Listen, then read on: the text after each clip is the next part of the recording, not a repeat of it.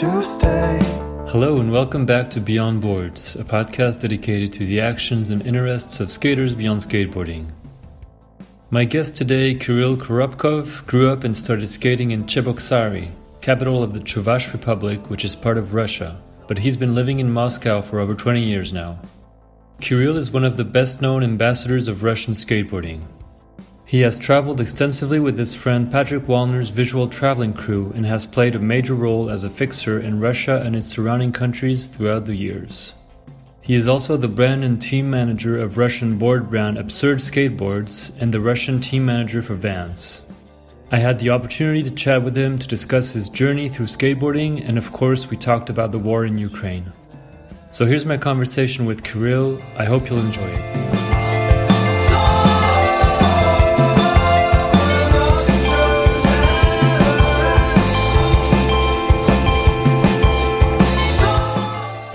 Well, thank you very much, Kirill, for taking some time to chat with me. I've been wanting to get you on the podcast for a little bit, and really stoked to get to talk to you. Yeah, thanks for inviting me, and I'm stoked to be part of the list you've been having recently. All those people, I know some of them, and I definitely heard about the rest of them, and that looks like a decent list of skateboarders or people who are related to skateboarding, and I'm definitely stoked to be part of this list. Yeah, thank you. No, you definitely belong on that list for sure. So I usually start the podcast with the same question with the guests, which is how did you find skateboarding? So I think we're pretty much the same age. I'm not sure what year you were born, but I think you're around 35, right? I'm 36. I was born in 1985. Okay. Oh, so you're a year older than me. Okay. Yeah. In September. Yeah, actually, in around a month, I'm turning 37. But I'm 36 for now. So can you tell me about growing up and finding skateboarding? Because so I know you've been living in Moscow for a while now, but I think you grew up in a different part of Russia. Yeah. So tell me about growing up and how you found skateboarding.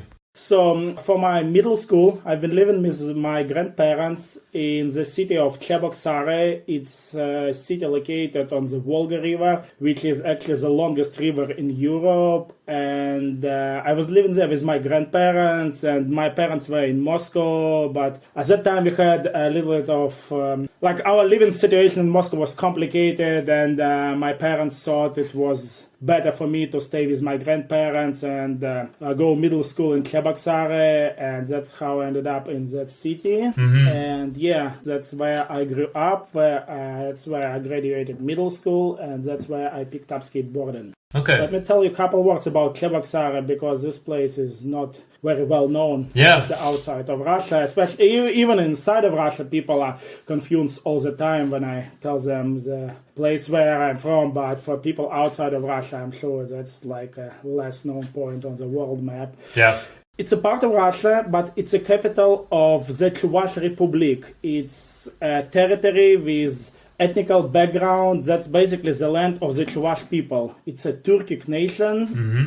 I hope, as probably like many people know, like Russia have many different nationalities besides actual Russians. It have Tatar people, it have Yakut people, all kinds of people. And one of the ethnical minorities that is part of Russian national landscape are Chuvash people, or East Chuvash people, and Cheboksary is the capital of the Chuvash Republic. Now, what made it special? It's a mixed population. Russian people are mixed with Chuvash people, and Chuvash people have their own cultural identity, own culture, even own language that is still quite widely spoken. This land is bilingual, and it's an interesting place to grow up with, and it gave me a good perspective what Russia is all about, how Russia is multicultural, and how different nationalities live with each other, and things like that. Mm-hmm. So I grew up in Cheboksary. I started my school years in 1992, and I graduated 10 years later in 2002. And as for skateboarding, I picked it up in 1999. That's the year I consider the start of my skateboarding. Mm-hmm. That's the year when I got the first proper or real skateboard, and I got sparked because I saw my classmate and a really good friend of mine of that time just coming up to meet me doing TikTok on a skateboard. Okay. I definitely known about skating before that, but I didn't really have a conception, and just watching my friend coming up doing TikTok on an old school slalom Soviet skateboard made me feel so inspired and made me feel so sparked that I immediately felt like I want to do the same thing. Yeah. And pretty much from that very second when I saw him doing it, I decided to pick up skateboarding too. For some time we shared his skateboards, and sometime later I got my own skateboard, and because it was way better skateboards than he had, like after we shared my skateboard, and yeah, things like that. So basically I saw a good friend of mine and my classmate doing it, and I got inspired, and I got shocked, and I got excited, and I decided you wanted to start doing it. Yeah, I wanted to start doing it, and it looked like the best thing ever for me, and it still is. So you said you had known a bit about skateboarding before that, but I can't really imagine how present skateboarding was in Russian culture, especially in the 90s. So when you saw your friend, was that like your very first time seeing skateboarding in person, or? No, not really. Actually, a bit of a skate scene has already existed during late Soviet Union times. There were actually Soviet championships and Soviet slalom contests. Okay. But like at that moment, there wasn't too much information about skateboard. I saw skaters here and there. At that moment, it definitely wasn't big or popular, but I had seen people doing it, but I didn't really know much about it. And also around the same time, I can remember 2 television commercials that kind of gave us a better image of what was possible on a skateboard and what skateboarding was about. Both of them were on Russian national TV. One of them was Pepsi commercial, and the other one was Sprite commercial. So this is like a classical rivalry between Coca-Cola and Pepsi company, but that confrontation or competition or whatever you call it actually helped me to learn a little bit more about skateboarding. And so what about getting your first board? Where did you find it? And I had to go all the way. I had to fly all the way to New York with my dad. Oh, wow. 1999. Okay. Yeah. At that moment, we had lack of skateboards, and we barely, I think the very first skate shop in Moscow had just opened around that time. Okay. But I didn't know about it, and there were no online stores, nothing like that, because, obviously internet wasn't as developed as it is now, and there was lack of information, and normal sports store didn't have proper skateboards, so I didn't know where to get it, and thanks to my parents and thanks to my dad, in September 1999 we ended up in New York, and the biggest priority for me was to buy a skateboard.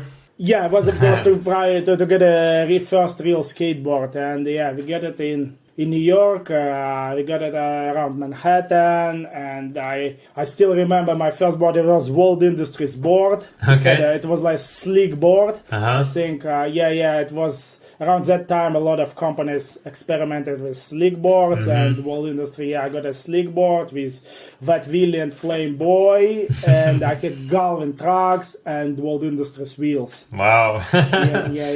Yeah, I definitely remember my first board as it was yesterday, pretty much. And I remember getting it, and I thought that was the biggest challenge, to find the way to buy it. And right after that, I'm gonna be so good, and everything is gonna be so easy. And half an hour later, I remember myself standing on a sidewalk in the middle of the Central Park in New York. Trying to figure out tricks and a way to use the board, and actually it was super hard, and getting bored was just the first step. It didn't become any easier for me to do the tricks because of the fact I had the right board. So after that trip, you flew back home to Russia? Yeah. It was quite a short trip. It was like a 10 days long trip. I got aboard. I did sightseeing. I visited the United Nations headquarters, and I saw the Central Park, and I saw Manhattan. And like 10 days later, we flew back to Moscow. And a few days after that, I flew back to Cheboksary to finish my middle school, to graduate my middle school. And the only thing what made me special, I was probably the only guy in the city at that moment, in the whole city, who had the real skateboard. Yeah. So tell me about those first years of skating. Did you meet with a lot of skaters around your area, or did it take a bit longer until you hooked up with some skaters? Or like first months is actually like almost the first year, it was just me and my friend, the same friend that showed me skateboarding, and it was just two of us trying to find the way how to learn early, how to learn frontside 180, how to learn most basic skateboard tricks. And it might sound a little bit strange right now with all the YouTube tutorials and like all the YouTube skateboarding schools and the level of access you have these days. Let me call it library of skateboarding.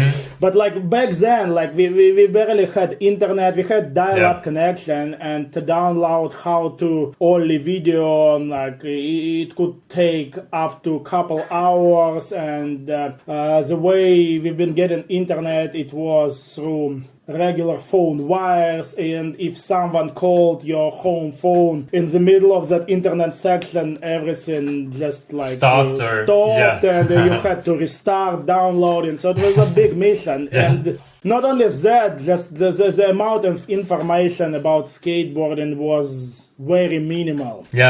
So like a lot of the things, me and my friend, we had to pick it up just from practicing it and from utilizing it, and from basically we had to do it our own way. I mean, like we had a little bit of concept, like we at the end we managed to download one or two very low quality how to only tricks, but back then like we didn't have any like skate videos or magazines?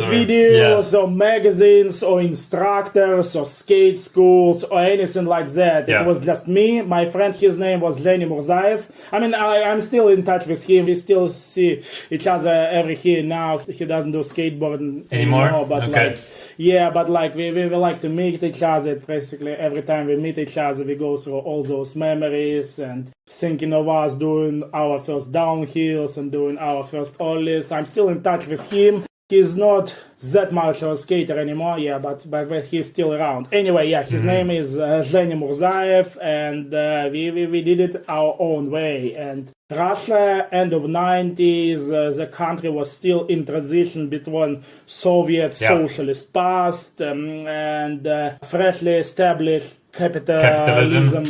Capitalism, and a lot of the things collapsed, and a lot of people were lost in time and lost in space. It was a hard time for a lot of people, and the country was in the middle of a very big and important transition period. So that's also left some kind of an imprint on everyday life. So it was tough time. It was like our 90s. I believe they were harder than 90s for some other people, and all those like subcultures like skateboarding or underground music or rock music or hip hop music, we were outcasts, and we had to fight for our right to keep on doing that. Yeah, for sure. And so how did you first start getting like access to maybe some videos or magazines? Do you remember what maybe some of the first skate videos that you've seen? Yeah, I definitely remember my first skate video. I went to Moscow. I think after, maybe before, I think it was, no, it was even before I graduated Mivan school. I went to Moscow to visit my parents and spent school vacation in Moscow. And at that time, I already knew there was 2 skate shops in Moscow, and I made my dad visit one of them. And since I already had a skateboard, but I still really wanted to buy something of a skate shop, we ended up buying one of the videotapes. It wasn't like an official copy. It was like copy that was re-recorded using 2 video recorders. Oh, yeah. You probably know what I talking about. Yeah, it was like a bootleg copy of a Transworld video. So the very first skate video that I watched, that was Modus Operandi by Transworld Skateboarding. That's a good one, yeah. Yeah, that's a good one. Yeah, I definitely remember coming back home with my dad and turning the tape on the TV, and it was a pure shock. Just watching all those tricks and maneuvers. Yeah. And the possibilities to use skateboard, that was absolutely mind-blowing. Yeah. That was a shocking moment for me that made me believe in skateboarding stronger in anything else. So my first skate video was on video by Transworld Skateboarding. Mm-hmm. I bought it from non-Olympic Games skate shops. One of 2 skate shops that the city of Moscow had at that time. And it was like a bootleg copy, like a pirate version of a video. It wasn't like an official VHS tape. It was like a pirate video. But anyway, either or. I watched it maybe 1,000 times, or at least couple 100 times, and at some points I could watch it maybe 3 to 5 times per every day, before skating, after skating, and I definitely got hooked way harder. And so I was just curious to know also, for example, how did your parents react to you starting skateboarding? What was their perception? Because, skateboarding being such historically an American thing, how was the perception from maybe your parents or people around you where you were living? Was it kind of welcomed, or was it frowned upon, or? My parents were definitely cool about it because they were quite westernized already back then. They had visited the United States before, and they saw all those subcultures, and I believe they wanted me to be free about choosing things I like and about choosing things I won't do. They were not too pushy, like they never wanted me to become a pro skater or to become a sport champion or Olympic champion, but they were supportive in the way they were happy to see me enjoying having skateboarding. Fun. Yeah, they were happy to see me having fun, that's for sure. They didn't really push me to go harder, they didn't push me to go a pro skater or get sponsored or won medals or things like that, but they were supportive, and every year now, especially first few years, they helped me to buy new boards and shoes and things like that. But at the same time, they didn't spoil me. It's not like I had a new deck every other week or a new pair of shoes every other month. Like first few years, it was normal for me to have the same board for maybe 6 months or even longer, or maybe 1 year. And like one pair of shoes lasted me almost 1 year too. I used to glue my boards and I used to glue my shoes, so they made sure that I wasn't spoiled by going to skate shop every other week and getting new gear. And so, tell me about moving to Moscow. So, we moved out there in 2002, right? Yeah. I graduated middle school, and despite skateboarding, my parents and my whole family, they definitely wanted me to start doing university, to get a high education, because at that moment it wasn't clear for them, and it wasn't clear even for me that skateboarding is going to be a way of life for me for many more years. So just they wanted to be sure that I had some kind of diploma and some kind of education just to feel normal. And so, what did you study when you went to Moscow? And there's a reason, middle school, I graduated in Cheboksary, as explained. It was a middle school kind of in the middle of Russia, nowhere.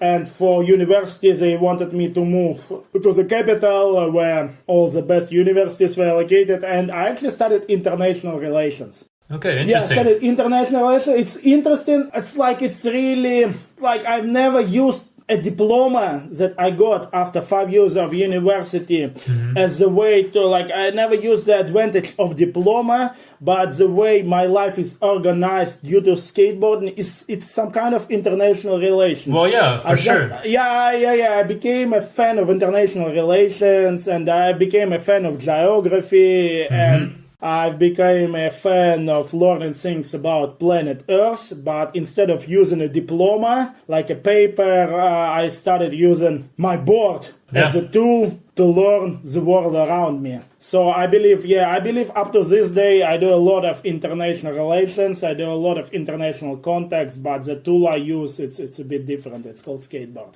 It's interesting. I didn't know that you studied that, but it makes a lot of sense. That helped me with. That definitely helped me with English. That definitely helped me with understanding of humanitarian sciences, like geopolitics, like geography, like world history. Like university years, the years that I spent in university, they were definitely helpful, and I appreciate the time. I definitely don't find those years as a waste of time. No, I find them the opposite. They were useful. And I liked that experience, but by the time I graduated university, skateboarding started paying me back, and I decided to stick to skateboarding. But either or, I'm happy about the studies I had, and I believe they're useful, and the level of English I have right now, a big part of it is due to the university, and also just the global knowledge of global processes. Yeah, that's definitely like big part of it comes. Some part of it comes from my dad, because he was also a big fan of geography and geopolitics, but also a big part of that comes from my higher education. So you went to university, studied international relations. 5 years, from 2002 to 2007. Right. So tell me about how skateboarding started becoming kind of a job, or did you start getting sponsors, or how did skateboarding start to become more of a professional activity for you? Okay, around the same time when I joined, or when I entered university, around 2002 or 2003, that was the time when Russian skateboarding industry got its first roots, I would say. As I said, we had already had skate shops for a few years. Like, the first skate shop was opened in 1998, and the second one was opened in 1999, but those were just skate shops. But by the year 2002 and 2003, we started getting distribution companies, we started getting local brands, we started getting local magazines, we started getting big local skate parks. I'm talking about Moscow, first of all. Right. Moscow was the very epicenter. I'm not talking about the rest of the country, but at least the city of Moscow started getting step by step just a proper skate scene.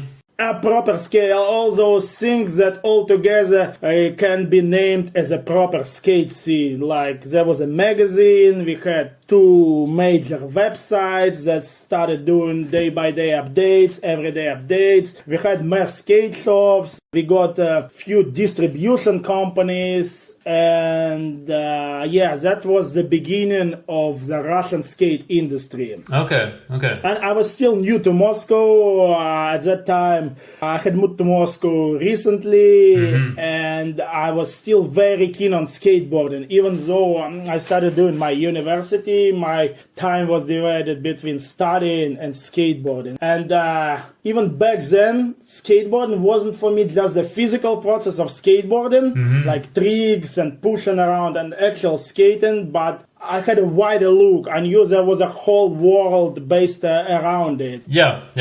Back then, I could already understand there were endless possibilities for new contacts, for friendship. I realized there were very wide possibilities for traveling, and that was the whole world of its own. Yeah. And I think after first couple years of skateboarding, I've already realized that I might not be able to become a pro skater because my skateboarding talents, I mean, maybe I had like a lack of talents or like there are other way, but like I could start understanding like I didn't have enough talent to become a pro skater, but I started looking what else can I do to have this wooden toy as a lighthouse that's gonna navigate me through many more years. Yeah, and actually the first thing I started doing as a participant of skateboarding industry, I started translating news blogs for the Russian skateboarding website skater.ru. I started doing translation of news blogs from English into Russian. Okay. Oh, interesting.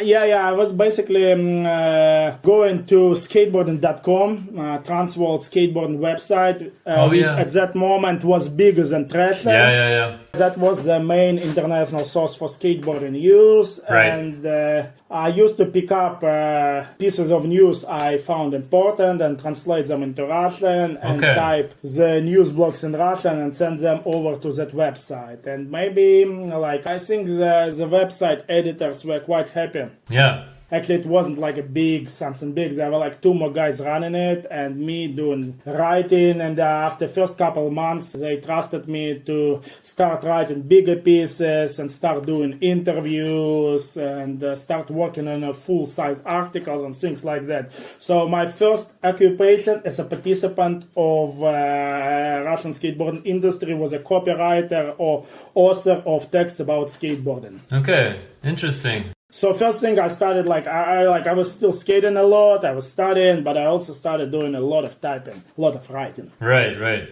We'll talk about visual traveling in a second, but tell me a little bit about your first travels. What was maybe your first destination for traveling outside of Russia and for skateboarding? Do you remember where you went? It also came through the same website, skater.ru, and I was invited by the Russian photographer Alexei Lapin to join the trip to Poland. Okay. It was ADO Russia team. I'm sure you remember. The shoe brand. Yep. Around that time, it was very strong in Russia. Mm-hmm. It has a very good distribution, and it had a national team that consisted some of the best Russian riders of that moment. Okay.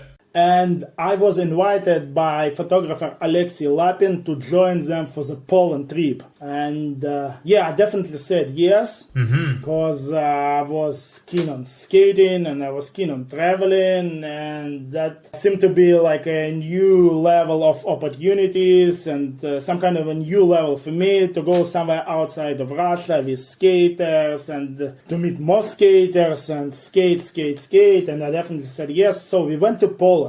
Okay, cool. It's not like the biggest skateboarding destination around Europe, but it's still up there. I think it's one of the bigger destinations around Eastern Europe, at least. And back then, my first international trip, we took trains. That might sound a little bit special, but we didn't take airplanes, we didn't fly, but we took trains. It must be a long train ride from Moscow to Poland, Yeah. We went to some kind of a event that was basically we went to a contest that was sponsored by ADO in Poland, and we went to a city called Torun. It's the city where Nicholas Copernic was from. Okay. That's probably the only fact I remember about this city. It took us 2 days to get there, and we were lost in space during some of the train connections we had. We went all the way to Poland, and we had to switch trains from the Russian train to Polish suburban trains. That was when the adventures began, and I had a full-on experience of traveling with skaters, a full-on experience of being on a skate trip. A lot of skateboarding, a lot of local troubles and problems that we were lucky to solve. There were all kinds of parties and after parties, and we had international communications. There were skaters from all over Europe. There were a lot of skaters from Poland and us from Russia, and that was probably the moment when I realized that skateboard is actually a very powerful tool to explore the world and to meet people and to get to know the planet all of us live on. Yeah, absolutely. So it was Poland, and besides Torun, we also went to Gdansk and we went to Warsaw. All in all, the trip lasted around 10 days, and we had amazing sessions, and we had very fun parties, and we had some troubles, but nothing was really serious, and we skated some amazing street sports and skate parks.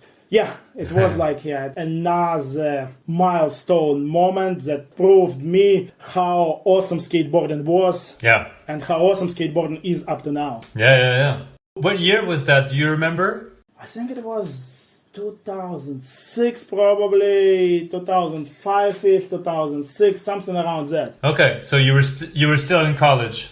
I was still in university, but I was about to graduate in 1 year or something. I think it was probably 2006. Okay. So the names who came with me, besides Alexei Lapin, we had Sasha Tushev and Misha Poponin. So there were 5 of us. Okay. It was me as a writing guy. It was Alexei, who was a photographer. We had Igor Kropotov as a filmer guy. And we had 2 Russian pro skaters, Sasha Tushev and Misha Poponin. Okay, cool. Let's get into visual traveling. Can you tell me how you first met with Patrik Wallner? Yeah, actually, I think before that I need to mention... Yep. I had already done a big tour guiding mission with Jonathan Mering. When I went through the post on your Instagram account, I saw Jonathan Mering too, and I guess you are quite familiar with this American photographer and a good friend of mine. Yeah. So, year 2007, I got contacted by Kenny Reed, who had already known me from before. And he told me that the Skateboarder Mag crew was looking for a tour guide for the Trans-Siberian trip. Okay. And my mind was blown away. I definitely said yes. And that was... Poland was cool, but that was like a mind-opener for me on a way bigger scale. Yeah. It was a few American pro skaters like Kenny Reed, like Van Vestel, like Keegan Sauder. Keegan Sauder was actually from Canada, but there was also Jack Sebek. Very nice crew, yeah. Yeah. I think that was like one of the most important milestone moments or turning points for me that made me realize that I want to keep doing this for my probably entire life, or at least for many more years. Right, yeah. As I said, I was already excited after going with Russian guys to Poland, but doing a 3 weeks long trip with full-on American skaters, exploring my own country, exploring the Russian cities I had never visited before, and just having some of the best times I've ever had in my life. I'm sure, yeah. Yeah, it was just like another big miracle, magical moment that made me believe in skateboarding. Something more than just a wooden deck with 4 wheels. Yeah, that's cool. Yeah, so in 2007, September 2007, I've done my first big international tour guiding mission, like a fixer and a tour guider and translator and a skater. Yeah. Trans-Siberian from Moscow all the way to Mongolia, only trains. It took us 3 weeks and we crossed a very big part of Russia from Moscow all the way to Lake Baikal with trains, and we stopped in places like Omsk, Novosibirsk, Irkutsk, and then we ended up being in Mongolia. And after the stop we had in Mongolia, I flew back home and the guys continued their journey all the way to China. But either or, that was my first international experience, and that was the first big thing I could add to my portfolio as a fixer on ex-owned Russian territories or even ex-Soviet territories. Yeah. So going back to your question about visual traveling. Yeah. Patrik Wallner, after Mering did his trip around a year later, Patrik Wallner contacted me via email and told me the same thing. He told me that he was looking for a tour guide for another Trans-Siberian skateboarding adventure. Okay. And he was looking for a fixer, and he told me that he had got recommendation from Jonathan Mering. At first, honestly, I was a little bit skeptical because Mering was a big guy and skateboarder was a big media. And at that time, Patrik Wallner wasn't really known. I'm sure he wouldn't be offended to this. No. He wouldn't feel any difference. But back then, like, there was like some random guy with mixed Hungarian/German background with no big international skateboarder name trying to do the same thing as Merink and bunch of American top-level pro skaters had done before. I was a little bit skeptical. I was like, yeah, maybe I can come with you, but actually, like, the trip we had with the guys a year ago, that was so amazing. I'm not even sure if I want to do it again. But then, like, we started emailing and talking to each other, and he convinced me to join them, and I finally said yes. Okay. May 2009, we had a short meeting in Berlin, Germany. Okay. And that was the first time we met each other in person. And around June 2009, all of us got to Moscow and we were starting the new Trans-Siberian trip. And what was special, it was like an independent project. There were no corporate sponsors behind it. There were absolutely no sponsors. The guys, they were way less known. They didn't have big names on skateboarding, but their passion for skateboarding and passion for adventures was on the same level. Yeah. On the same level and on the level that made me believe that's going to be another one for the books. So I said yes. We had Dan Zverev, American skater from New York with Russian ethnical roots.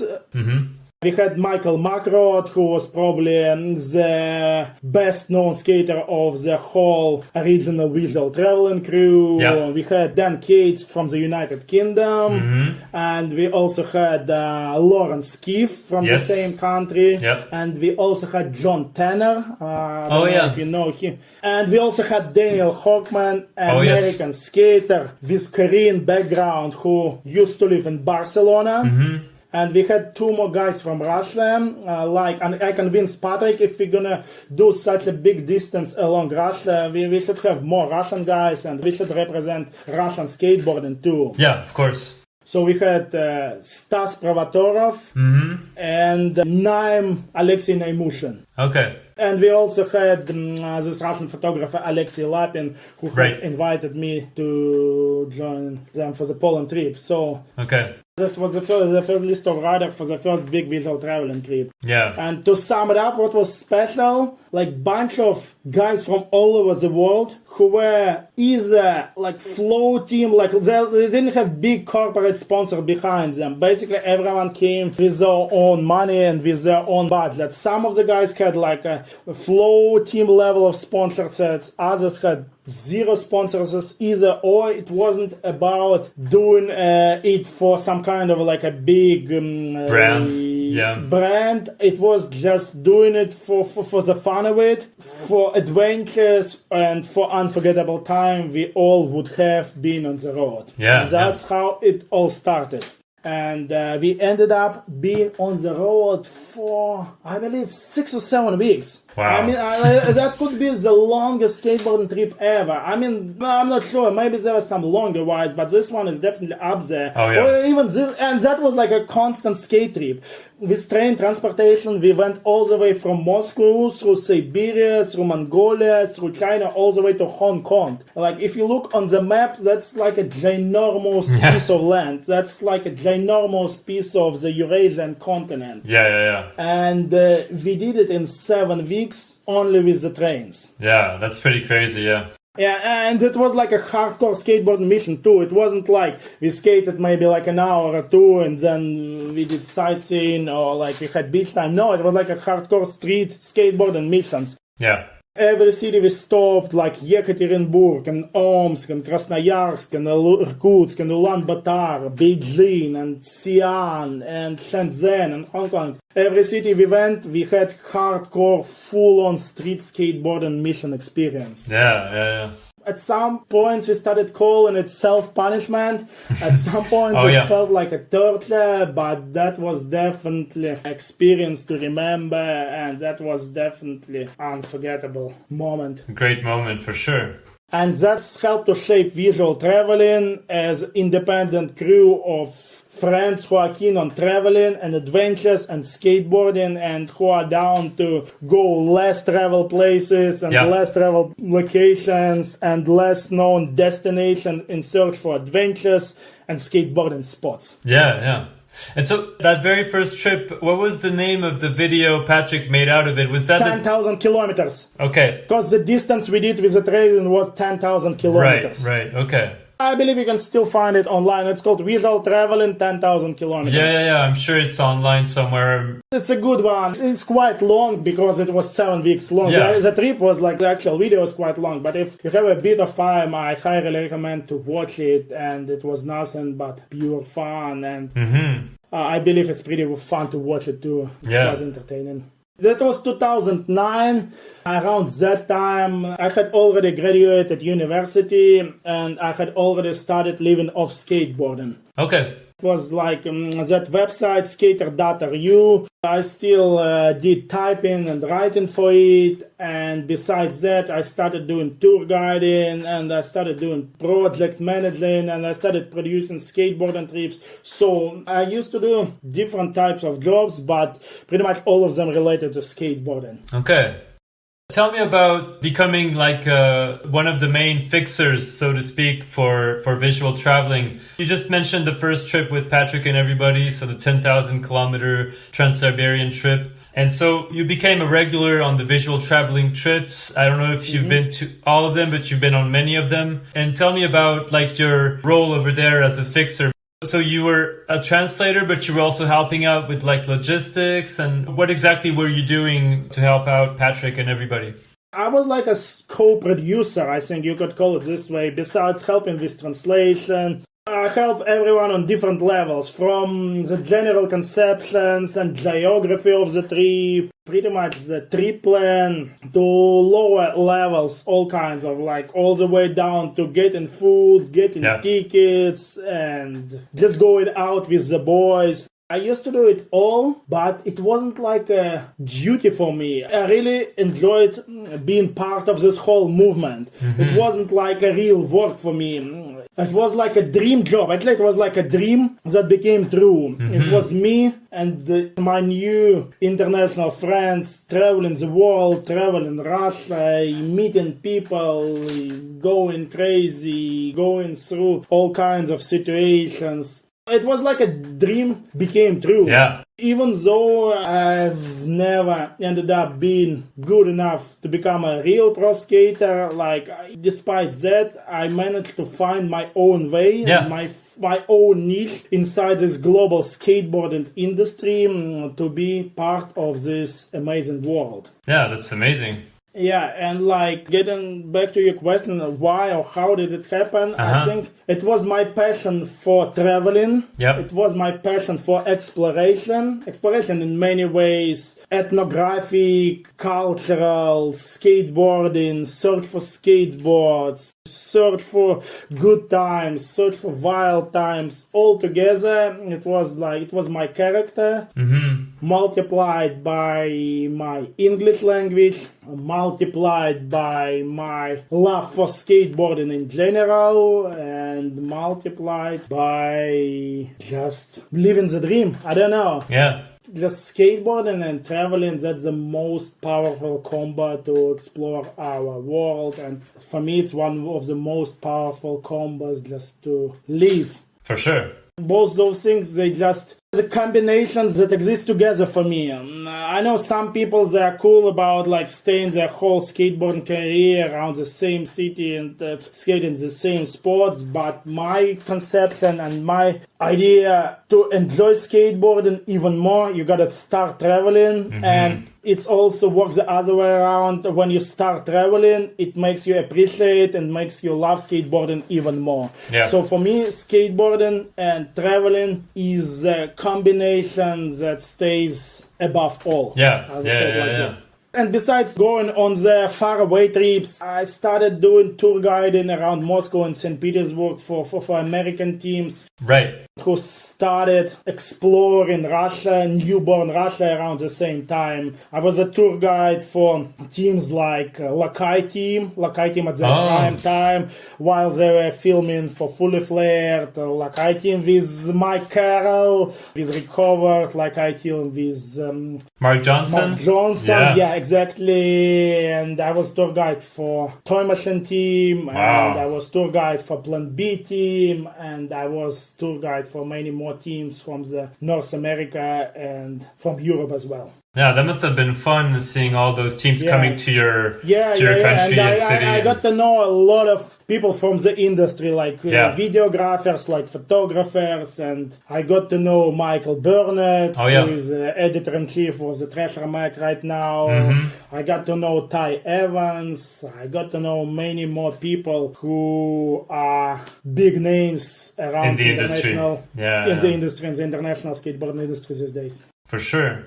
So you've been on a bunch of these trips. I'm just going to focus on the visual traveling ones, but do you have like a favorite one that you've been on, apart maybe from that very first one, which was a special one because of its length and how far you traveled? But which one of the trips that you've been on with Patrik and the rest of the crew would you say has been one of your like most enjoyable one?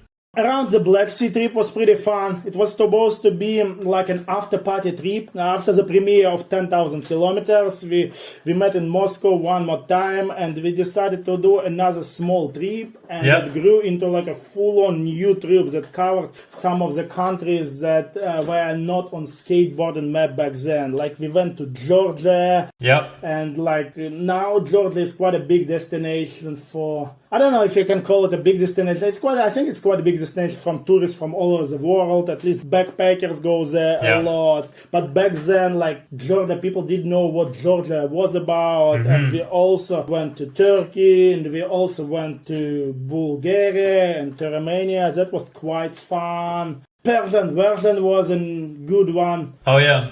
Another big one for me was Meet the Stands. Oh, yeah. It was a trip based on the route of the original Silk Road. It was a skateboarding trip through Central Asia. So countries like China, Kazakhstan, Uzbekistan, and as a result of circumstances, we ended up visiting Afghanistan. Yes. It's like, how many people do you know who ended up going to Afghanistan for a skate trip? Yeah. it was like we had one of kind of opportunity and like one of kind of a chance. And while we were in Uzbekistan, we met this guy, Abu, who had very strong high-up connections in northern Afghanistan, and he set it up for us. He set up for us everything, and we had very special type of treatment, and we have security guards and bodyguards, but at the same time, we had an opportunity to experience real Afghanistan. Like we visited two cities, Mazar-e-Sharif and Kabul, and that was another insane, unforgettable experience of period of time I had in my life. Just going to Afghanistan and meeting all those people and talking to them and learning their stories and explaining them our stories.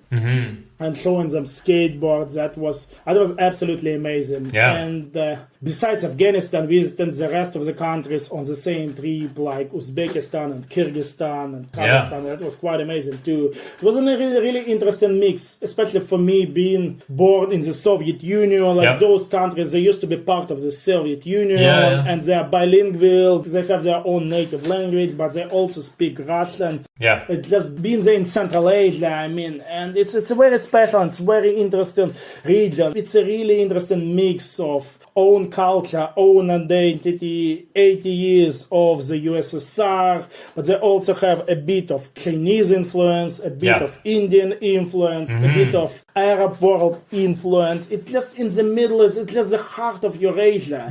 And those places are less traveled and less known and less experienced. Just going there, it's already something very special and outstanding. But going there with a skateboarding mission that shaped this whole amazing picture we all were happy to be part of. So could you tell me what you think are some of the required qualities or like skills you need to have in order to be a good fixer? What would you say are good skills that you have or that you've tried to develop? I mean, yeah, like English language is kind of a technical skill, but you definitely need to be able to speak English just to be able to communicate.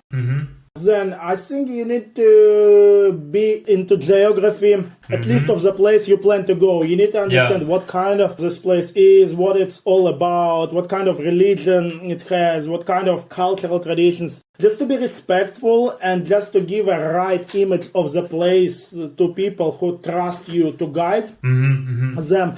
First of all, you got to know this place from your own knowledge and with your own knowledge and from your own understanding, I would say it like that. So geography is history and quite important. Yeah. You gotta be respectful. You gotta be respectful to the locals, but also you gotta be respectful to people who came on the trip. Yeah. You gotta be patient because things like ordering food for a big group of people and getting tickets for a big group of people or waiting for a big group of skaters to do their trip, that takes time. So you gotta be patient. You gotta try to be funny, I would say, just to entertain yourself and entertain people around you while everyone is waiting, while everyone is stuck with someone trying to get a line. Yeah. And you gotta have a positive attitude. You gotta be really ready for self-punishment, as we call it, among visual traveling members. And you gotta be open for adventures, and you gotta be open for all kinds of experience that being on the road might throw at you. Give you. Yeah, exactly. Yeah, actually, that was a question I had. Like, you've traveled a lot and you've been to some countries that are maybe a bit more difficult or dangerous, so to speak. Is there one specific time during a trip, visual traveling or not, where you were faced with a very dangerous situation? Not really. Actually, like, as scary as the image of the country is, the nice time you have when you're actually in there. Like, actually, the only time I got into a real fight because of skateboarding, that was in Moscow, in my home city. Oh, really? Okay. Yeah, that only happened last year while I was already 36. And I've been traveling the world for a couple decades. Yeah. For now. So, I think a lot of things depend on your attitude, depend on your appreciation of the place, depend on a level of respect you show to the locals and things like that. Yeah. But some countries are definitely sketchier than others through that. But I don't want to do a list of like the worst countries, so to say. Of course. It's disrespectful. Even like making a list of worst or most, then it's already disrespectful. Like every here now, we had some problems. We had people throwing rocks at us. We had police trying to make us pay them off because we had a little bit of alcohol while being on a train ride. Things like that. Okay. Yeah, I don't even want to name the countries, but sometimes it happens. But I think if you down to earth, if you are respectful, if you know a little bit about communication and negotiation, if you're ready to talk to people, if you're ready to explain who you are, and if you're ready to explain what your mission is all about, and if you are ready to prove that your mission is about putting this certain country into some kind of international light, you can get away with most of things. Yeah. Even places like Afghanistan or Pakistan or Iraq. Being in Afghanistan, you can definitely see a lot of Kalashnikovs and a lot of guns and a lot of grenades. Yeah. You can see a lot of weapons out there. But when you actually smile at people, I think also smiling is quite important. If you come with a peaceful mission and if you smile at people and if you do your best to behave in a respectful way, you should be fine. Okay, yeah, that's a good philosophy. Yeah, even if you're in trouble, sometimes someone might scare you, someone might try to earn money of you, but still, I don't know, just try to have a positive philosophy and hope for the best. Yeah.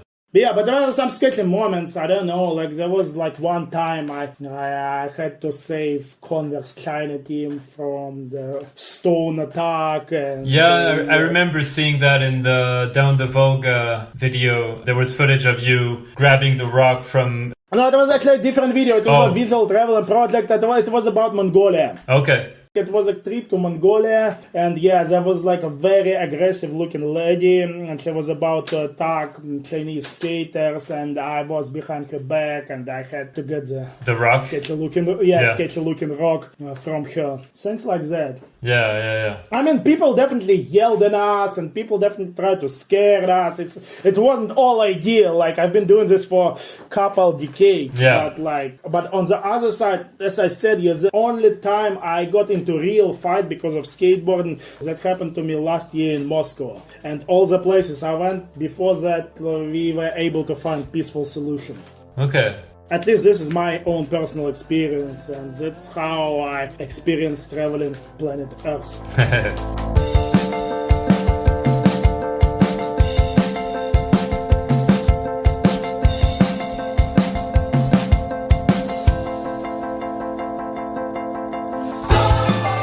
Right now, I know you're working for a Russian brand called Absurd Skateboards. Yes, it's still around. Yeah, we do it, and yeah, it's still on. And you're also, I think, the team manager for the band's Russian team. Uh-huh. So yeah, tell me about those two jobs and how do you share your time between both and what exactly are you doing for either project? Yeah. I think it's a quite common combination for a lot of my colleagues to do board brand, but also to do some kind of management for a shoe brand. Yeah. Because there is no competition besides board brands and shoe brands, and that just makes sense. Yeah. So let's start with Absurd Skateboards. Mm-hmm. That's a Russian board brand that's been around for 14 years. Like next year, we're gonna have 15 years anniversary, and it's just our expression of skateboarding. It's ironical. It's also self-ironical. Yeah. Basically, we try to find our unique way to represent skateboarding in Russia and to represent skateboarding from Russia. Mm-hmm. Because we believe the style depends on architecture, on sports, on soundtracks. And even though the tricks are the same and kickflip is a kickflip, doesn't matter what continent you're on what country you're in, still there is a way to make your video production and to make your products look special and to have its own unique style. Uh-huh. Like Absurd Skateboards is based about Russian aesthetics and our own safe, ironical approach about where we are from. And even the name, like for us, Absurd Skateboarding is quite absurd when a bunch of older guys keep playing with a wooden toy and find it as the most amazing thing they can do their entire life. That's kind of absurd, but we're cool with that. So, like, this is our own creative way to self-express each other and try to represent skateboarding the way it is in Russia. Yeah.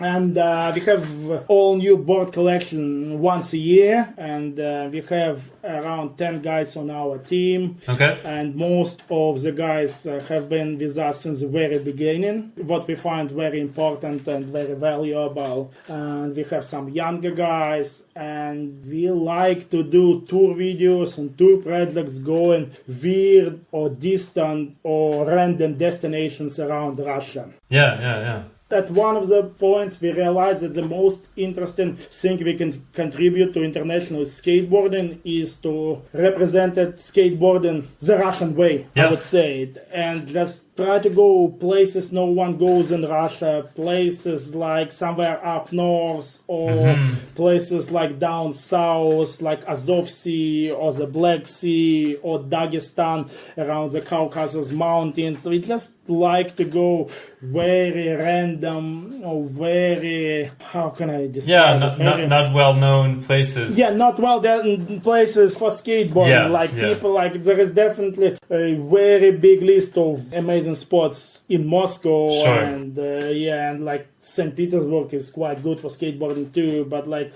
our way, like the absurd way of skateboarding is just going all kinds of those random places and looking for spots and learning places and make making skaters from those places happy just because we ended up visiting them. Things like that. I remember I watched a little video that you guys made. I don't remember how old it is, but it's maybe a few years old. And you guys went to a place called, I don't know how to spell it, but it's DNO.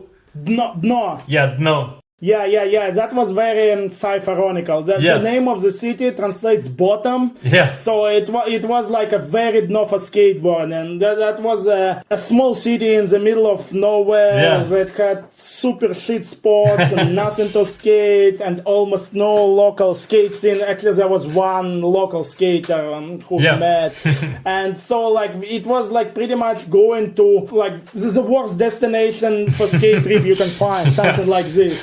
And we ended up like, and also the name, like no, like the bottom, like let's go to the very bottom, let's go to the bottom. We started joking about it, and we actually ended up really going there, and it was like a little horror movie. Yeah. And there was definitely a good vibe in the video. It was pretty funny. Yeah. Whoever wants to watch it and whoever has an interest to watch it, don't take it serious. It was just like a irony and self-irony, but we believe it turned out quite fun. Yeah. And that's one of the videos that can be called the definition of absurd skateboards. That's for sure. Yeah, I liked it. I enjoyed it. I thought it was pretty funny. And yeah. So that's what Absurd Skateboards is about, and we are about to release our tour video from Dagestan, and next year it's gonna be our 15th year anniversary, and we have to do something special for the next year. We haven't decided what it's gonna be, but it's time.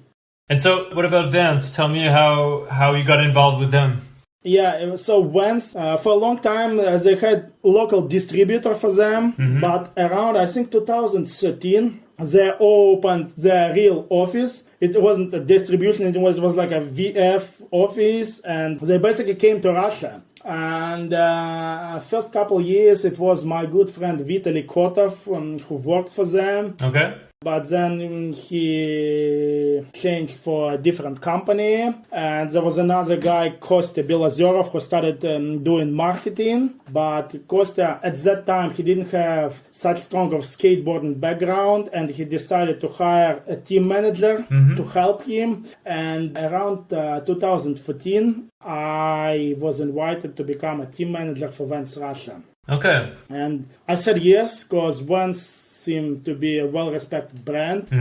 And it was a good addition to my duties as a text writer, and it was a good addition to Absurd Skateboards because, as I said before, board brand and shoe brand, they don't compete each other. Sure. And I said yes, and it was all uphill since then because Vans progressed a lot as a brand. Yep. I mean, the quality of the product, marketing, and attitude towards smaller skateboarding scenes like us in Russia. Yeah. They really managed to establish very well-respected attitude to all those small national skateboarding teams they have. Okay. It wasn't just like an American team that always gets most attention. Of the shine. Yeah. And then like there are dozens or hundreds of guys all around the world who get chosen. But it was actually the other way around. Like they provided us with the budget. They gave us opportunity to do projects for the majors Vans YouTube channel. And they put light on us via those social media. And it was quite amazing to be part of Vans around this time because like we could feel how the attitude changed and how much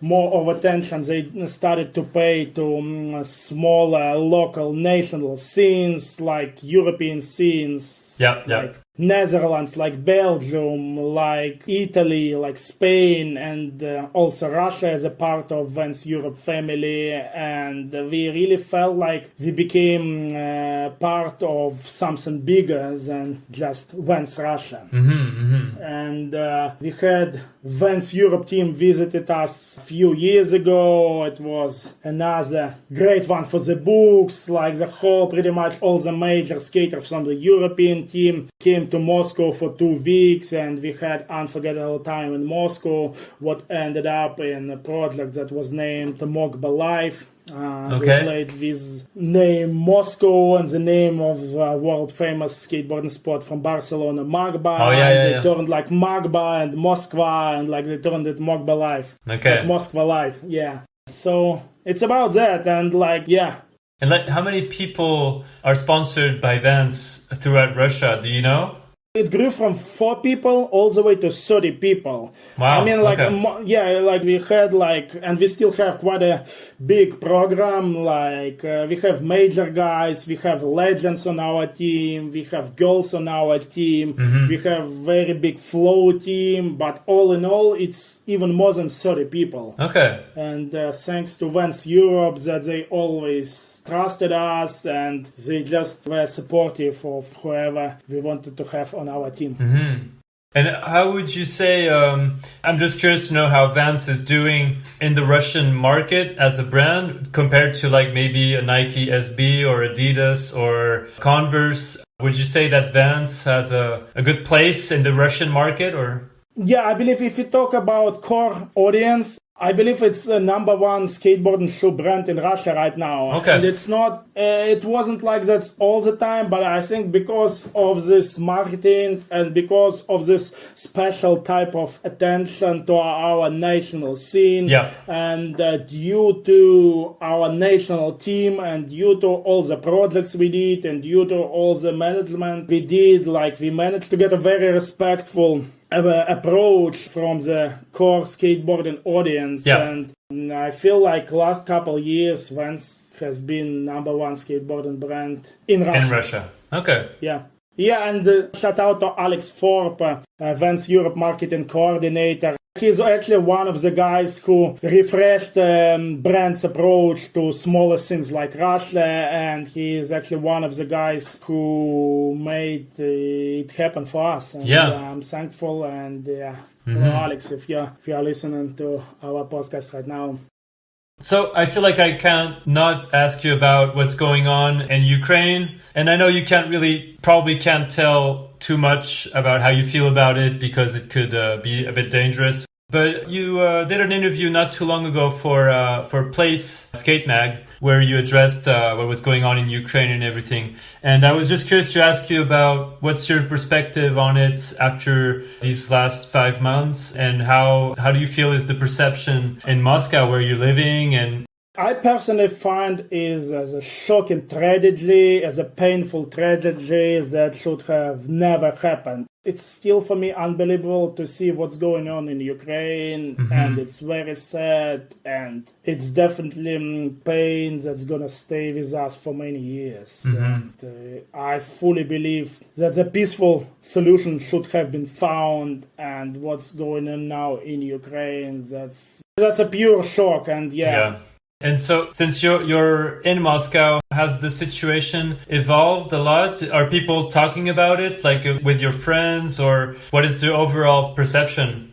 I mean, we understand, like, there is a very strong level of oppression and censorship against all kinds of anti-war initiatives or even talks or even activities. And, like, a lot of people, they're just scared to talk openly. And a lot of people are shocked the same way as I am. And there is this concept that, like, Russian people are super supportive of this so-called special military operation. But I don't think this way. I mean, there are people who support it, and there is a percentage of people who sincerely support it, but there are a lot of people who are against it, a lot of people who doubt it, and a lot of people who hope for peace as soon as possible. Okay. So it's a pity that this all is happening. I don't know how, like, it's hard to describe, like, what's going on, but I think this is just completely wrong.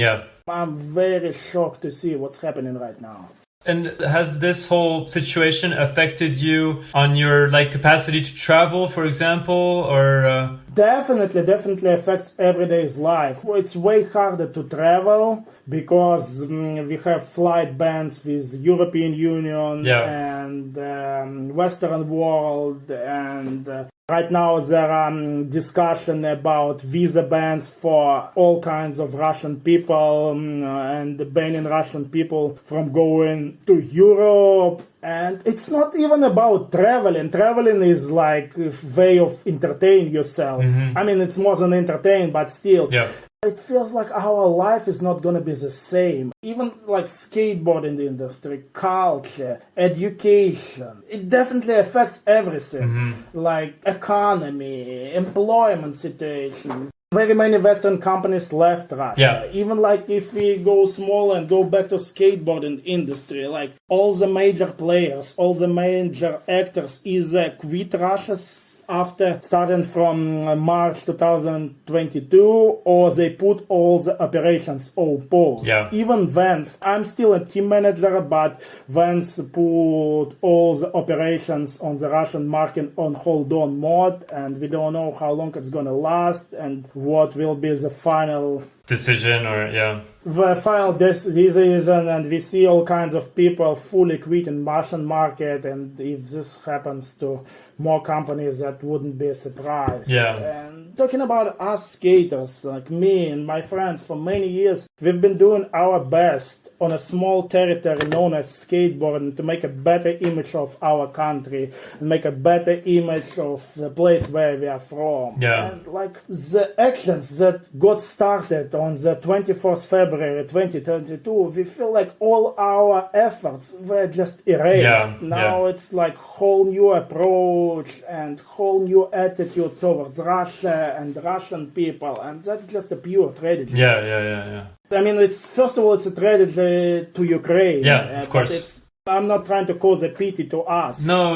But I'm just trying to explain like what we have to go through. But it's tragedy for the whole European continent, and we still don't know what kind of consequences we're going to have in the end. Repercussions. I mean, there is still risk of a world war. There is still risk of nuclear war. Like it's going to influence the entire world, and that's something that Europe didn't have for many, many decades. We'll see how it evolves, but And what about like for Absurd Skateboards? Is it affecting your sales, or can you produce boards as usually, or? So far, yes. Like Chinese factories still accessible. We can order boards, and even this one factory in northern Spain is still accessible for us. But there is a lot like that right now. If a lot of Western brands quit Russian skateboarding market, now it's a good season for maybe local brands. But it's not really like that. I would prefer to have everything as it was before February 2022. For sure. I saw not too long ago, so Nestor Judkins was my very first guest on the podcast. And when I had him about a year and a half ago, we talked about his nonprofit Salad Days. And I saw on Instagram late last year, I think it was in December of last year, he went to Russia to, I'm going to butcher the name, but it's Nizhny Novgorod, something like that? Yeah, Nizhny Novgorod. Okay. So he went out there with his friend and your friend Kenny Reed to talk about Salad Days. It was like a big skateboarding kind of conference event that took place over the course of a few days. So I just wanted to ask you about that, because you were over there, and I wanted to know a bit more about what was the purpose of this whole event, and what did you experience out there? The name of this event is Grand Skate Tour. It was 1 week long. And it included conferences, public talks, skateboarding contests, indoor skatepark sessions. But what I personally find most importantly about it, it was like a newborn communication platform for skaters from all around ex-Soviet countries, like skaters from Central Asia, for example, Kazakhstan, Uzbekistan, Kyrgyzstan, Tajikistan, or skaters from Caucasus countries like Azerbaijan or Armenia, and for skaters all around Russia. And I really like this concept. And this status or this function of a communicational platform, I find it's very fresh, interesting, and important, because we have a lot of skateboarding contests, all kind of contests, from like Olympic Games to all kind of like weird-looking entertainment events. We have a lot of like skateboarding festivals that includes parties and video premieres and things like that. But going back to like talking about Grand Skate Tour, it's a really interesting mix of everything. And I think the way it was organized in Nizhny Novgorod, it gave skaters a really good and right perspective of what skateboarding was all about. It's not only sport, it's not only video production, it's a little bit of everything. It's a tool to make friends, it's a tool to travel the world, it's a tool to improve your knowledge about people around you, it's a tool to have fun, it's a tool that gives you access to some of the coolest parties. It's a little bit of everything. Yeah, I really like the format, and I was happy about Grand Skate Tour in Nizhny Novgorod last December. We had few guests like Nestor, we had Kenny Reed, we had Daniel LeBron. Oh, nice. He was in charge of skateboarding judging classes because he's one of world skate judges. Oh, yes. I didn't know that. Okay.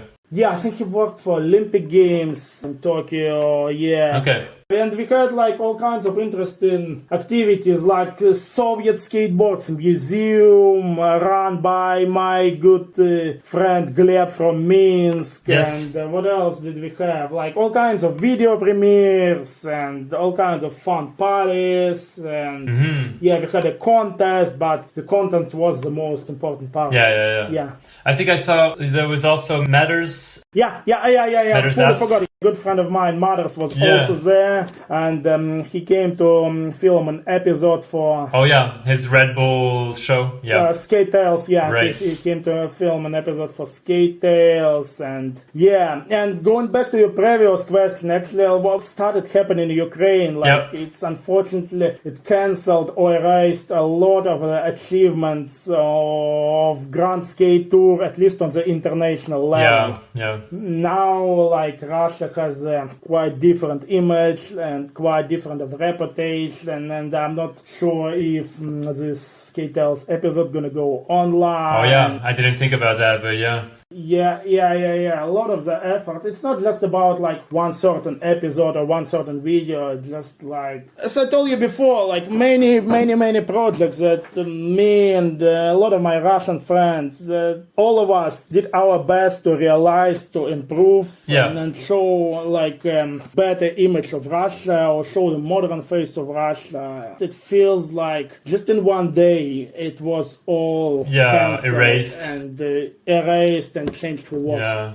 Well, hopefully people will make a difference between the Russian people globally and what's going on in Ukraine, and, not condemn the Russian people in its entirety for what's going on in Ukraine, because it's the decision of the Russian president and a few people around him. So but I can understand how difficult it must be for people in Russia that have brands or working for brands like you with Vans and everything that have been trying to... we ended up in the situation like we are passengers of the car and we have no control of the car. Exactly. And we don't know where it's going to end up. And we are just trapped and we are locked inside this car that's going full speed to nowhere, or at least to somewhere we don't know. And like, we didn't even choose to end up being passengers of this car. We just one of the days we woke up and this is the way it is for us. I usually end up these interviews with questions from friends that I'm going to have you check out in a second. But I have one last question for myself, which is, what would you say is one of the most valuable lessons that you feel that you've learned from skateboarding? I would say that skateboarding is very powerful. It's a very powerful tool to have by you living in this world. It's a great way to explore this world. It's a great tool to make new friends. It's a great tool to see new places. It's a great tool to enjoy life, basically, in a very wide meaning of this expression. Skateboarding is very powerful. It's not just a wooden deck and 4 wheels and 2 aluminum tracks. It's something very powerful that changes your entire life for better, that helps you live better lives, that makes you live more interesting life. And it's still super fun thing to do. Like, I still enjoy skateboarding, like, every here and now. Like, when it's summertime, I skate a lot. I skate every other day. And I still enjoy it. Even, like, few days ago, I tried to learn volley. It's a very simple trick, but I struggled learning it. And there was a good spot to learn it. And I semi-learned it. I'm not sure if I'm gonna be able to repeat it on a harder obstacle, but this obstacle I had that day, I did it there multiple times, and it still felt the best. Yeah. It's like street skating. Yeah, it still feels the best. It's amazing. It's been 23 years long run for me, and it still feels amazing. I still love it a lot, and I still enjoy doing it. And I might go skateboarding as soon as we finish this podcast. Perfect. All right, so let's do the friends question. So I'll have you listen to this very first question. Hey Kirill, here's your question. What's the most self-punishment you've endured on a skate trip? We're getting back to this self-punishment topic. That's my man Lauren Skiff, I guess. Yes, exactly. I think those standing glass trains in China we took during the 10,000 kilometers trip. Overnight standing glass trains in China. That was the moment when we pushed self-punishment to the limit. Like standing glass, you imagine it maybe like you have like pass in between seats to stay, but you think maybe you would be able to take a seat, or maybe you would be able to find a seat for yourself. No, it was like a pure all night long standing. Oh yeah, that must be horrible. In the middle of the train car for around 12 hours. Oh wow. And I'm happy my friend Lawrence was nearby. we were lucky, or we were unlucky to experience it together. Yeah. Yeah, but a lot of those transportations, like we had like 30 hours long buses, and we had some gnarly airplane flights, and we had super long train rides. Like some of the transportation we did, those transportations were pretty gnarly. But I would go for standing class trains from Beijing to Xi'an back in 2009. Okay. This next question is from Dilip Karel. Oh, yeah. That's our boy. That's my man, Dilip. He's amazing. He's one of the best Russian skaters, and he's one of my favorites. Yeah. He said, is there a reason you always swim naked in cold water? I go naked just because it's more convenient, because afterwards I don't have wet underwear or wet t-shirt, and I don't really need towel, because I can put back my underwear and it's all dry. And I just like swimming. I like put my body through this temperature shock, and I find it's entertaining. I find it's fun, and I find it's also a good way to entertain your friends or people around you. I'm a fan of swimming. Swim every damn day and skate too. Perfect. All right, this next question, let's see. Hello, Kirill. It's your grumpy old neighbor from Finland. I hope you're doing good in these disturbing times, and I guess you might cover some of those topics. So I'm gonna ask you about your travelings. I know you're a traveling man and been around the globe many times, and I wonder if there is still a place you have not been. So tell us, what's your next destination, and is it still a trip to go find unskated territory, or do you have different approaches to your traveling? What do you want to go see or experience these days? Yeah, whatever it is, I hope you get to go there and our paths crosses one day again. Did you recognize the voice? Is this Samu? Yes, Samu. It's Samu Karol. Yes, from Finland. Yeah, it's a Samu. Yeah, we've been. He visited us in Russia a bunch of times, and we traveled around Europe together. Yeah, Samu is cool. Hello, Samu. And times are tough for us, or times are strange for us, and hopefully we'll be able to at least visit you in Finland again. Would be fun to go back to Helsinki for Hell Ride 2023. But talking about more random destination where I would like to go, I think one place I regret not coming with visual traveling is Yemen. Oh. Like, I had been to Middle East before, and I had a concept like it's gonna be like another Middle Eastern place, like Yemen. I thought maybe I would be fine missing out on this one, but actually the boys went there, and like I saw the footage, and later I saw the photos, and like one country I regretted not coming with visual traveling was Yemen. Okay. It looked very special. It looked different, like the architecture, the traditional architecture, the houses, men carrying knives as a part of the traditional costume. Yeah, I think I regret not visiting Yemen. And yeah, maybe one day. I'm not sure. Like, I think the political situation is still quite tough out there, and it's not the most common destination for traveling these days. But we'll see. We'll maybe see. One but day. Like, maybe one day, like one of the countries I regret. I know, like Patrik went there, and Gosha Konyshev, a good friend of mine from Moscow, went there with Patrik. But and Lawrence was there too, but I didn't go, and that's the country I regret not visiting with the crew. Okay, next question. Let's see. Yo, hi Beyond Boards, hi Quentin, it's Dimi Shubin, and my question is, how are you doing, Kirill? Okay, it was a joke. Actually, I'd like to ask Kirill about your first switch heel flip, because I've seen one when we were hitting the small slappy spot in Minsk, and it was crazy, like super unexpected scene.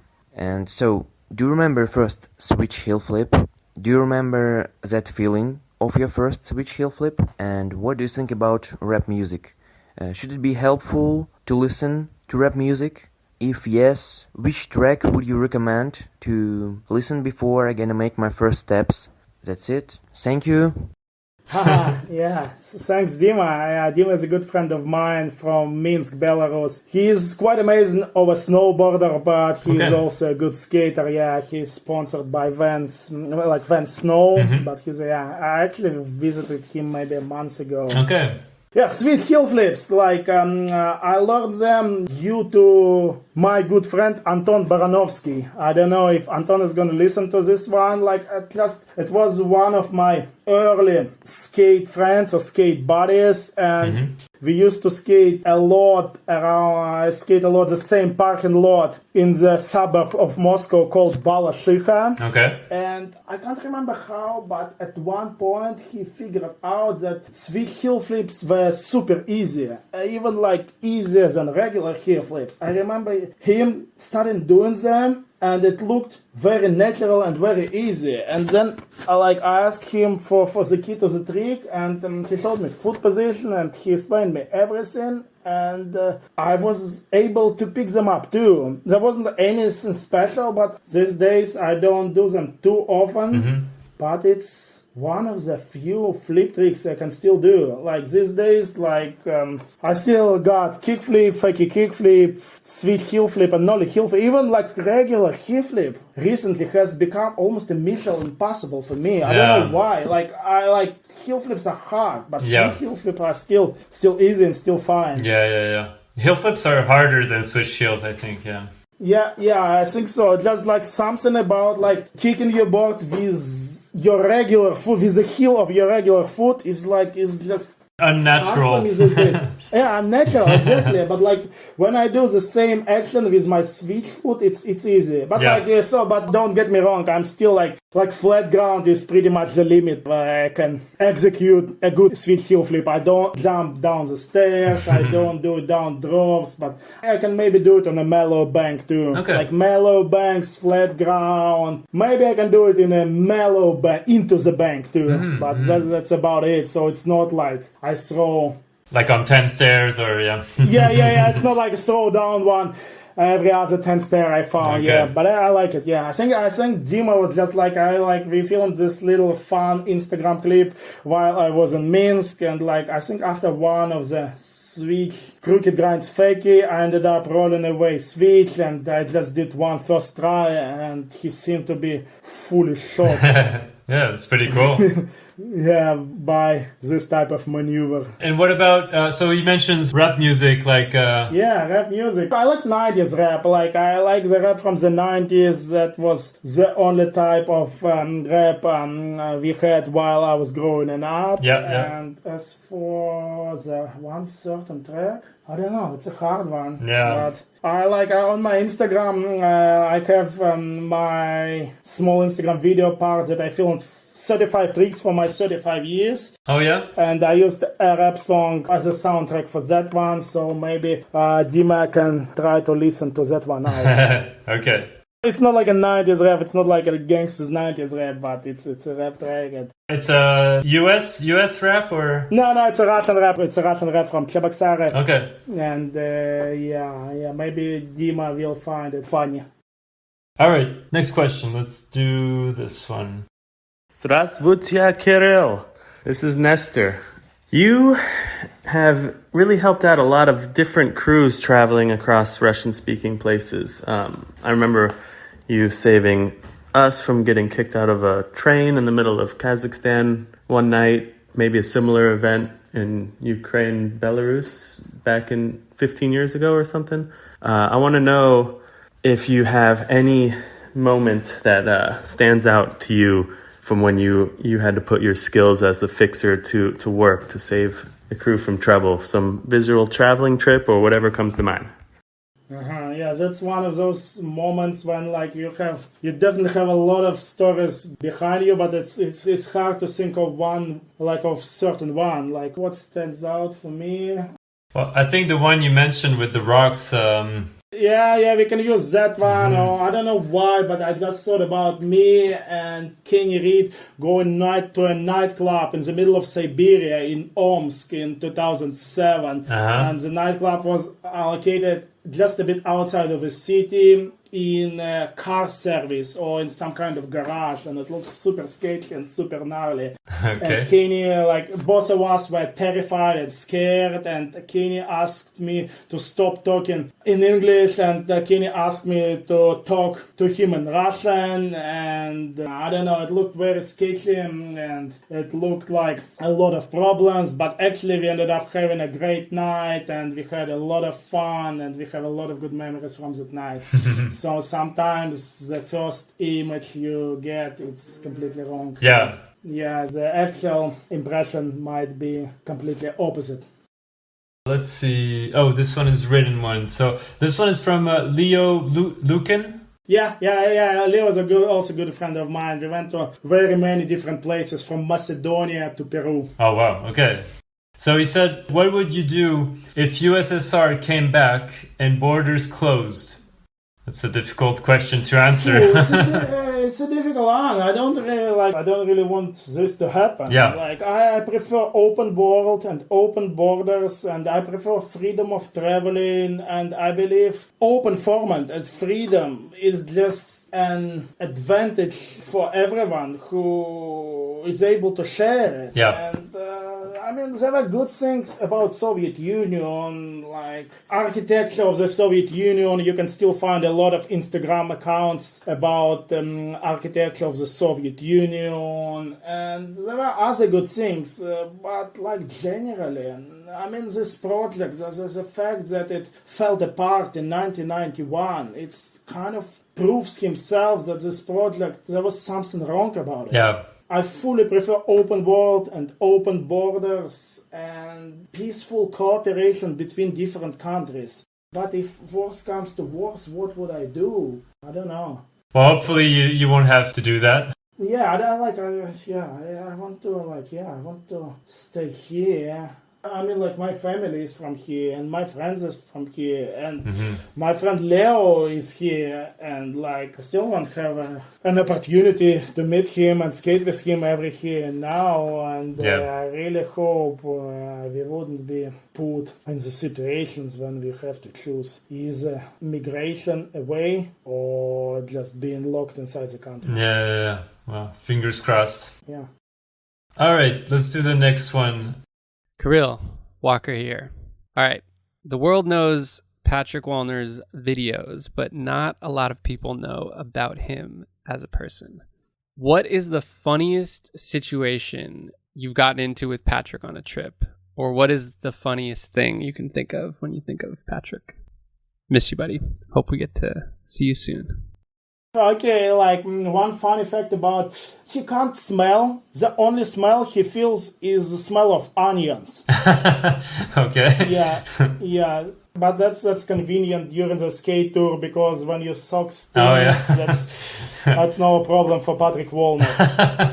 That's interesting. Okay. Yeah. Other than that, he's a big fan of hot air ballooning. Oh yeah. You were just on a hot air. I just joined the I club. saw that.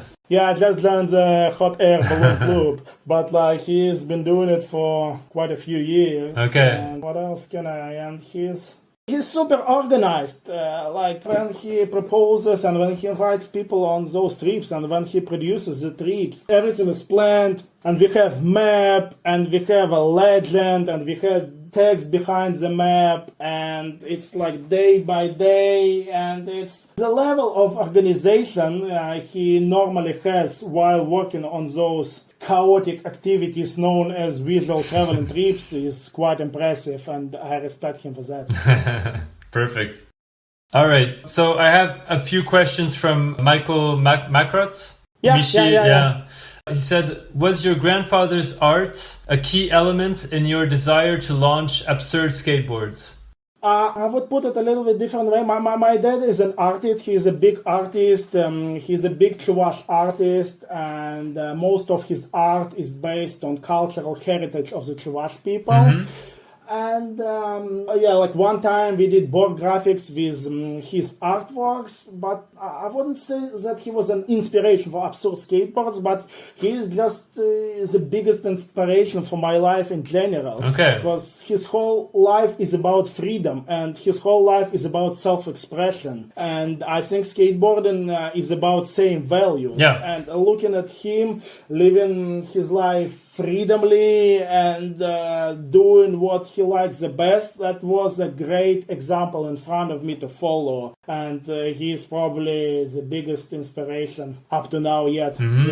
Yeah, right now I'm in my grandparents' apartment, and you can see some of his artworks. Yeah, I saw that behind me on the wall. Yeah, that right now that's his studio, and I'm having this. We are recording this podcast from over there. Yeah, I watched again the Down the Volga video, and there's a lot of footage of you over there and some of his art, and he's talking about all that. So yeah, for people who are listening, they should check out the video. He's amazing. Yeah, he has endless stories. He's super interesting person to be around, and his luggage of knowledge is just ginormous, and he's an inspiration, and he's just the best granddad I could ever imagine. I'm super stoked. Both of my grandparents from my mom's side are still around, and I try to visit them pretty much once a month. Yeah, that's amazing. Right now, both of them are 85 right now, and they're in good health. Yeah. Every time I have a little bit of free time, I just take a train to Cheboksary, and I come here and I try to help them with farming and agriculture, and just help them with the apartment and everything they need. All right, I have two last questions. I'll have you listen to this one. Hello, Kirill. No, you've been having the same car for a long time. Tell us, please, what is special about this car? Did you make it? Did you recognize the voice? Yes. That's cool. That's cool that you ask about the car. I've been having the same car. I've been having Fiat Grande Punta since 2009. Okay. It's an average whatever car, but I did ginormous distance with it, and very big part of this distance was done under the name of skateboard and trips. I did 285,000 kilometers. Wow, which is quite a lot for this type of car. For sure. I drove it everywhere, from Helsinki to Berlin, from Moldova to Belarus, from the Lake Baikal. We did this project, Absurd Carhartt WIP project. called Ozero. We drove all the way from Moscow to Lake Baikal, 6,000 kilometers on the same trip. Wow. And I drove it all around Russia, summertime, wintertime, coldness, extremely hot weather conditions. It drove me through everything, and I really like it. And is it still alive, so to speak, or you still? Yeah. We just like that hot air balloon trip. We've just talked about like to get into those balloons. We drove the same car. Okay. Yeah, like we drove a Fiat. Yeah, it's a gray Fiat, and I like it a lot. The condition isn't ideal anymore, but it's still working. It's still working, and it still drives me around, and I might take it again for the next Absurd trip around next weekend. Cool. Okay, let's finish with the very last question. Well, Kirill, as you might remember, back in 2009 when we took the Trans-Siberian from Moscow all the way to Hong Kong, you coined the phrase self-punishment, referring to putting yourself through a harsh circumstance to get from point A to point B with public transportation.